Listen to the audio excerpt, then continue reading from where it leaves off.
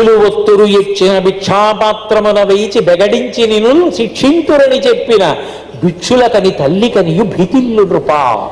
అమ్మ నిజంగా తన్ని తీసుకెళ్లి వాళ్ళ పాత్రలో పడేస్తుందేమో అని వెనక నుంచి అమ్మ కాళ్ళు గట్టిగా పట్టేసుకుని రెండు కాళ్ళ మధ్యలో తల పెట్టేసి అమ్మా నన్ను తీసుకెళ్ళకమ్మా, అమ్మా నన్ను పడేయకమ్మా, అమ్మా నేను మాట వింటానమ్మా, అమ్మా నేను పెరుగు బువ్వ తింటానమ్మా అని ఏడుస్తున్నటువంటి చిన్ని కృష్ణుడిని చూసి వీడే నాకు నోట్లో విశ్వరూపం చూపించాడన్న విషయం మరిచిపోయిందంటే అమ్మతనాన్ని దక్కించుకున్నాడు చిన్ని కృష్ణుడు. పరిపూర్ణావతారం.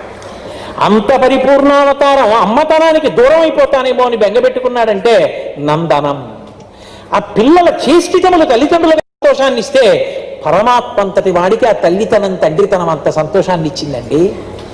అదే మామూలు విషయమా? అసలు నిజంగా ఏం అనుభవించారు? అమ్మా అంటే ఎంత ప్రేమ ఉంటుందో కృష్ణుడు అనుభవించి అనుభవించి ఆనందపడిపోయాడు.